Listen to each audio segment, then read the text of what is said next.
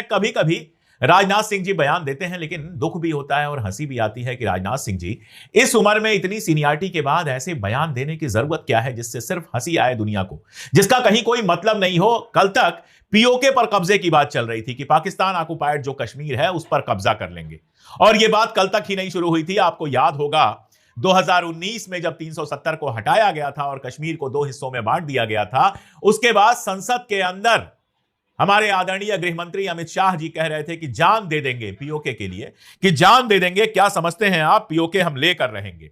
उसके बाद 15 मई 2024 को एनडीटीवी पर एक बयान दिया था अमित शाह जी ने, उसमें भी कहा था कि पीओके हमेशा भारत का था, हम उसे वापस लेंगे, पाकिस्तान के पीओके विरोध भारत की नीति का परिणाम है, वगैरह वगैरह। उसके बाद आता है चुनाव, करते करते चुनाव आ ही जाते हैं। 2024 के चुनाव के पहले उत्तर प्रदेश के मुख्यमंत्री आदित्यनाथ कहते हैं कि मोदी जी की सरकार बनी तो 6 महीने के अंदर पीओके भारत में आ जाएगा। अब 6 महीने बीते हैं कि नहीं बीते हैं ये आप तय कर लीजिए। तो पीओके की बात करते करते राजनाथ सिंह जी अब सिंध की बात करने लगे।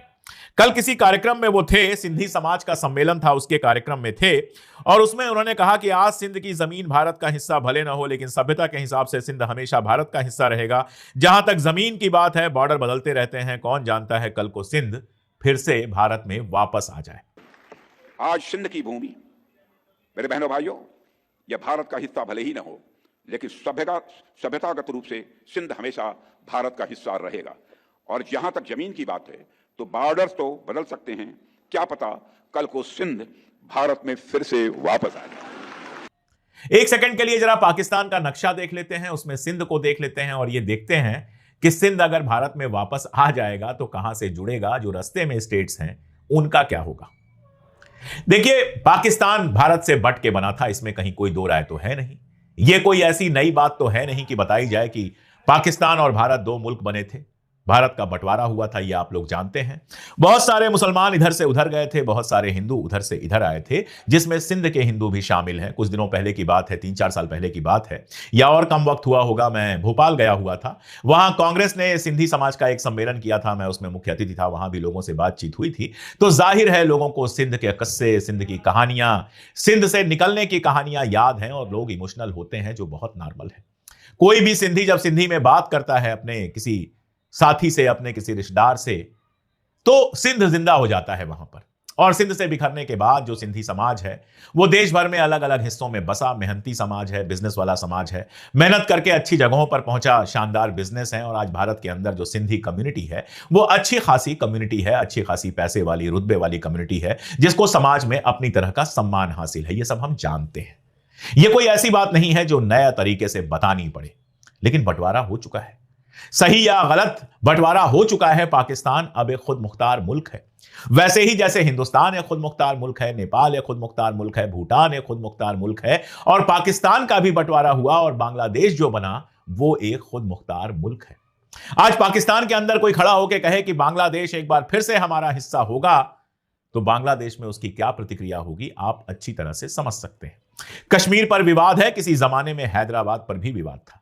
आज कोई पाकिस्तानी नेता खड़ा होकर बोले कि हैदराबाद को हम अपना हिस्सा बनाएंगे, हैदराबाद एक बार फिर से पाकिस्तान में शामिल होगा, नक्शे बदलते रहते हैं, तो हमको आपको कितना बुरा लगेगा, भारतीय नेतृत्व को कितना बुरा लगेगा, भारत की सेना को कितना बुरा लगेगा, भारत के प्रधानमंत्री को कितना बुरा लगेगा, विपक्ष के नेता को कितना बुरा लगेगा, यह बताने की जरूरत नहीं है। दूसरी बात कि क्या वाकई आप कब्जा कर सकते हैं, आपकी प्लानिंग है? अगर प्लानिंग है तो 11 साल में आपने पाकिस्तान की कितने इंच जमीन पर कब्जा किया है यह जरा आपको बताना चाहिए। 2 बार आप हमला कर चुके हैं। एक बार आपने हमला किया 2019 के चुनाव के समय, आपको याद होगा एक बड़ी घटना हुई थी, हमारी सेना के सैनिक जा रहे थे अपनी ट्रक से टकराया था, एक गाड़ी टकराई थी, उसके बाद विस्फोट हुआ, पुलवामा कांड के नाम से हम लोग जानते हैं, और उसमें हमारे ढेरों सैनिक मारे गए। उसके बाद कहा गया हम घुस के मारेंगे, कुछ हमले किए गए। ऑपरेशन सिंदूर के दौरान एक बार फिर से हमला किया गया, जो 4 दिन में रोक दिया गया, और कहा यह गया कि हमने समझौता कर लिया है। ट्रंप दावा कर रहे हैं कि वो समझौता उन्होंने उनकी जिद में कराया गया है, उन्होंने सारा समझौता कराया है। उसके बाद कहा गया कि कोई भी एक्ट ऑफ टेरर होगा तो उसको एक्ट ऑफ वार माना जाएगा, यानी जंग घोषित कर दी जाएगी। ऑपरेशन सिंदूर जारी है। दिल्ली में एक धमाका हुआ जिसमें काफी लोग मारे गए, 25 लोग मारे गए हैं, उसकी जांच चल रही है, और उसको आतंकवाद की घटना कहने में ही पहले कई दिन लगाया गया, और अभी तक पाकिस्तान का नाम नहीं लिया गया। तो ये जो पाकिस्तान के साथ आपके टकराव हैं उनके बारे में मैंने बताया, क्या इन टकराव में कोई भी 2 इंच जमीन भी आप ले पाए? पीओके पर जो लगातार आप कहते रहे, करते रहे, लगातार बोलते रहे, आपके नेता भाषण देते रहे, मोहन भागवत भी कहते रहे कि हमारे घर में एक कमरा किसी ने हड़प लिया है तो उसको वापस लेना पड़ेगा। इन सब कहने का कोई मतलब हुआ? यह सब कहना सिर्फ तालियां बजवाने के लिए होता है या इसका कोई मतलब होता है? सड़क का बंदा कहे तो कोई बात नहीं, भारतीय जनता पार्टी का कोई सड़क का नेता कहे, कोई जिलाध्यक्ष कहे, कोई प्रदेश अध्यक्ष भी कहे तो मुझे कोई दिक्कत नहीं है, वो पॉलिटिकल आदमी है, कुछ भी कह सकता है। लेकिन जब आप रक्षा मंत्री, गृह मंत्री ऐसी गद्दियों पर बैठे होते हैं और कोई बयान देते हैं तो वो दूर तक जाता है, और जब दूर तक जाता है तो इसके रिएक्शन भी होते हैं, दुनिया भर में आपकी इमेज खराब होती है। बलूचिस्तान को लेकर जिस तरह के बयान दिए गए, जिस तरह की फिल्में बनी, उससे क्या हुआ यह कि इंटरनेशनल बयानों में बलूचिस्तान को शामिल किया गया। पाकिस्तान दुनिया भर में क्लेम करने लगा कि बलूचिस्तान में जो आतंकवाद हो रहा है या बलूचिस्तान में जो विद्रोह हो रहा है, बलूचियों के साथ जो कुछ पाकिस्तान करता है वो आप जानते हैं, बताने की जरूरत नहीं है। लेकिन बलूची विद्रोही जो कुछ कर रहे हैं उसके लिए हिंदुस्तान को जिम्मेदार ठहरा दिया गया। हिंदुस्तान जिम्मेदार है कि नहीं मैं नहीं जानता, लेकिन माहौल ऐसा बनाया गया कि बलूचिस्तान में सब कुछ हम कर रहे हैं, फिल्में तक बना दी गई, जाने क्या क्या कर दिया गया। उसका फायदा नहीं हुआ, दुनिया भर में हमें नुकसान हुआ। जिसको करना होता है वो चुपचाप करता है, ऐसे थाली बजा के नहीं करता। दूसरी बात यह कि आज का जमाना वो नहीं है जिसमें किसी मुल्क के ऊपर आप अगर आक्रमण करते हैं तो इसको अच्छी बात माना जाता है, ऐसा नहीं है। यूएन के बनने के बाद किसी देश पर आक्रमण को गलत माना जाता है। एक तो आपको आक्रमण करना नहीं है, कब्जे की कोई नियत नहीं है, ऊपर से ऐसे बयान देकर अपनी जब बेइज्जती करवाते हैं तो पाकिस्तान को मौका मिल जाता है बयान देने का, आपके ऊपर हमला करने का। वही हुआ। राजनाथ सिंह के बयान के बाद पाकिस्तान से तीखी प्रतिक्रिया आई। विदेश मंत्रालय ने ऑफिशियल बयान जारी किया और इस टिप्पणी की कड़ी निंदा की। वैसे राजनाथ सिंह जी भी कड़ी निंदा अक्सर करते रहते हैं, तो इस बार राजनाथ सिंह जी की ही कड़ी निंदा हुई। मंत्रालय ने कहा कि राजनाथ सिंह का बयान जो है वो अंतर्राष्ट्रीय कानून का उल्लंघन है, और फिर उसको धर्म पर ले आए कि इससे हिंदू धर्म की विस्तारवादी सोच झलकती है।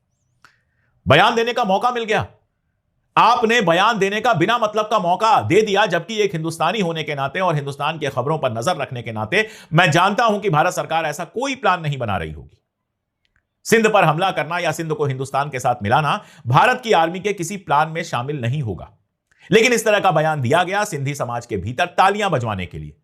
तालियां बजी, हॉल में आप खुश हो गए, लेकिन इस बयान की गूंज बाहर तक पहुंची। पाकिस्तान ने इसकी मजम्मत की और अब वो अंतर्राष्ट्रीय मंचों पर कह सकता है कि देखिए, भारत की नीयत तो हमारे टुकड़े टुकड़े करने की है, भारत की नीयत तो बलूचिस्तान में खराब है, भारत की नीयत जो है वो सिंध में खराब है।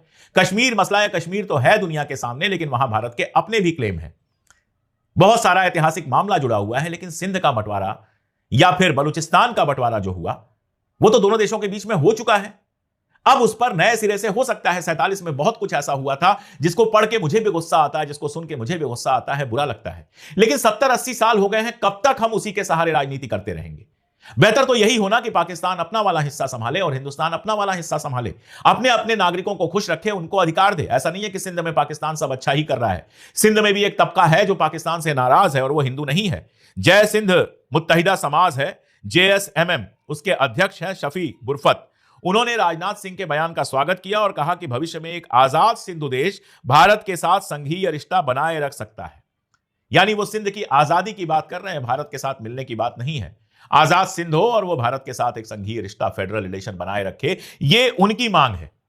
लेकिन ये पाकिस्तान के भीतर का मामला है। इस तरह के विद्रोह जो है वो पाकिस्तान के भीतर के मामले हैं, और अंतर्राष्ट्रीय नियमों के अनुसार जब हम पाकिस्तान के भीतर के मामलों में इस तरह से हस्तक्षेप करते हैं या पाकिस्तान के किसी हिस्से को मिलाने की बात करते हैं तो बेकार में, बिना किसी चीज के, हमको सिंध की 1 इंच जमीन नहीं मिली है ना, उसके लिए हम कोई कोशिश कर रहे हैं, लेकिन बिना मतलब के दुनिया भर में बदनामी का सबब बन जाते हैं ऐसे बयान।